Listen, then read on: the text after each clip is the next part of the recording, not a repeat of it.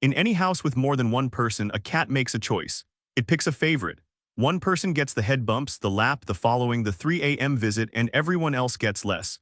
And here's the part that quietly stings. It's almost never the person you'd bet on. It's frequently not the one who feeds it. It's frequently not the one who loves it most, who coos at it, who can't keep their hands off it. Sometimes it's the person who barely seems to notice the cat at all. There's a reason for that, and it's not random, and it's not about who deserves it. Your cat is choosing on a specific quality, and once you understand what that quality is, two things happen. You'll finally understand why the person trying hardest usually loses. And if you're not the favorite, you'll know exactly how to become one. So hold on to two threads. First, the thing your cat is actually selecting for is the opposite of what most people assume, and it explains why effort backfires. And second, there's a precise way to become your cat's chosen person, even starting from zero, plus one habit that's probably sabotaging you right now without you realizing it. There's a real psychological reason the most absent person can become the most loved, and it's going to flip how you think about winning a cat over. And stick around, because the strangest finding of all is this. Cats often bond hardest to the person who is around the least, the busy one, the one who's barely home. Here's why this is worth understanding instead of just shrugging at. We tend to treat a cat's favoritism as a verdict on our worth. The cat doesn't like me, the cat likes them more, I guess I'm not a cat person. And that's almost always wrong, and it makes people give up on a relationship that was completely winnable. Because the cat isn't ranking you by how much it loves you as a human being. It's ranking you by how safe and in control you make it feel. Those are different things, and the second one you can actually change. The person who isn't a cat person is usually just a person doing a few specific things that, in cat language, read as rude or threatening. And the favorite is usually someone accidentally doing everything right. It's not chemistry, it's behavior. And behavior can be learned. Researchers at Oregon State and the University of Lincoln have studied how cats bond to people and what predicts who a cat chooses, and the answers overturn the obvious assumptions. So the question I want in the back of your mind is this. Did your cat pick its favorite because that person gives it the most, or because that person gives it the most control? Because the answer is the whole video. Let's start by killing the most popular theory that the favorite is whoever feeds the cat. It's intuitive. You're the food god, so you should be the favorite, right? But it doesn't hold up. In plenty of multi-person homes, the person who fills the bowl every morning is not the chosen one. And researchers have actually tested how much cats value human attention against food, and a striking number of cats, given the choice, preferred interaction with a person over eating. Food matters, food builds a baseline association, but food alone does not buy a favorite, because feeding is a transaction and a favorite is a relationship. The bowl makes you useful. It doesn't make you safe. So if it's not food, what is it? Here's the first real piece, and it starts before you ever met your cat. There's a window early in a kitten's life, roughly 2 to 7 weeks old, called the socialization period. What happens in that window shapes, more than almost anything else, how a cat relates to humans for the rest of its life. Kittens who are gently handled by a variety of calm people in those weeks tend to grow into confident adults who bond easily and broadly. Kittens who miss that window, feral-born, isolated, or handled roughly, often stay wary, and may bond to only one carefully chosen person, if anyone. Think of a cat named Pumpkin, who was hand-raised from 3 weeks old by one patient person. Pumpkin imprinted on humans deeply and early, and as an adult she's affectionate with almost everyone. Her ability to love widely was partly built in those 5 weeks, long before her current home. So some of your cat's type, how freely it bonds, how many people it can trust, was set before you entered the picture. That's part of the puzzle. But it's not the part you can control, so let's get to the part you can. Because here's where it gets interesting, the actual currency a cat pays its favorite in. It's not affection. It's autonomy. The single biggest predictor of who a cat chooses is who lets the cat be in control of the interaction. Cats are a species that did not evolve to be handled, herded, or commanded. What makes a cat feel safe is the sense that it decides, when contact starts, how long it lasts when it ends. The person who respects that, who lets the cat come to them, who pets and then pauses to let the cat ask for more, who never forces it, that person becomes a source of safety. And safety for a cat is the thing love is built on. Now contrast that with the person trying hardest. They see the cat, light up, scoop it into their arms, hold it while it squirms, plant kisses on its head, follow it around demanding affection. Every single one of those moves takes control away from the cat. The harder they try, the more they override the cat's choices and the more the cat learns. This person doesn't let me decide, this person is unpredictable, this person is to be avoided. That's loop 1 closing. The favorite isn't the person who gives the most affection, it's the person who demands the least and respects the cat's no. Effort backfires because effort to a cat usually means pressure. But here's where it gets stranger, because there's a layer underneath autonomy, and it's about how you communicate without saying a word. Cats are reading your body constantly, and they have firm opinions about it.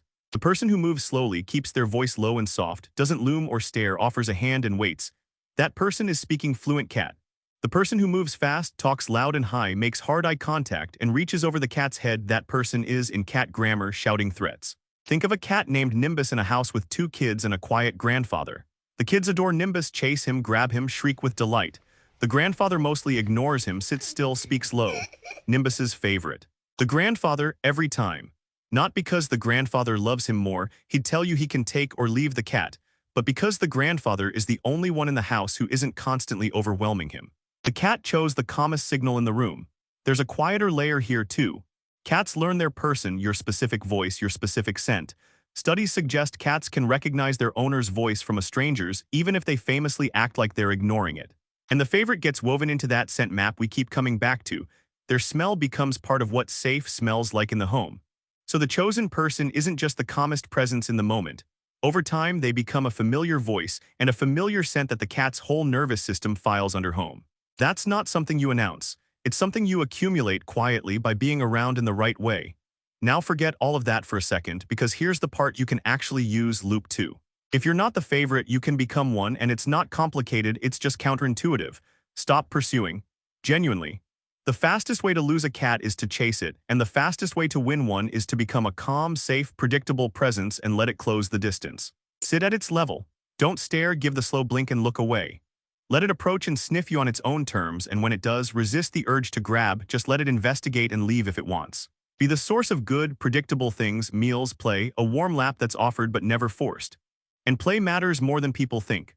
A wand toy that lets your cat stalk, chase, pounce, and catch runs its whole hunting sequence, and a cat that gets to be a successful predator in your presence starts associating you with that deep satisfaction. And the one habit sabotaging you, picking the cat up when it doesn't want it, overhandling. Holding a cat that's signaling it wants down, ears flattening, tail flicking, body stiffening, and ignoring those signals teaches the cat that you don't listen, and a cat that decides you don't listen will never make you its favorite. Honor the no every time and you become trustworthy. That's loop 2 closed. Become predictable, let the cat lead, play, and above all stop overriding its choices. We're almost at the strangest part, the absent favorite. But first, there's something hopeful you need to hear, because it's the part everyone gets wrong about favorites. A favorite is not permanent. People treat it like a fixed sentence, the cat chose her, not me, end of story, and that's just not how it works. A cat's favorite is a running tally, not a lifelong vow. It reflects who has been the safest, most rewarding presence lately, and it updates. Move in with a new partner, change your schedule, start being the one who does the calm evening play session, and the ranking shifts. Cats reassess based on current experience, not old loyalty. Think of a cat named Salem, who for 2 years was devoted entirely to one person in the house and barely tolerated the other. Then the favorite started working long hours, and the other person, the overlooked one, started doing the morning feed, the evening wand toy hunt, the quiet sitting nearby without grabbing. Within a couple of months, Salem had quietly switched. Not because the first person did anything wrong, but because the second person had become the more present, more rewarding, more predictable source of safety. The cat followed the safety, the way it always does. And this is the part most people get completely wrong. They assume not being the favorite means the cat doesn't like them, when often it just means they haven't yet been the one providing the right things at the right time. The internet says some people are cat people and some aren't, like it's a fixed trait you're born with. The research says the opposite. Being a cat's chosen person is almost entirely about what you do, not who you are. The non-cat person is usually one wand toy and a little patience away from being someone's favorite. The door is never closed. The cat is just waiting to see who shows up, calmly and consistently, and earns it. We're almost at the strangest part, the absent favorite. But first, the reveal that ties it all together. Here's the truth underneath everything.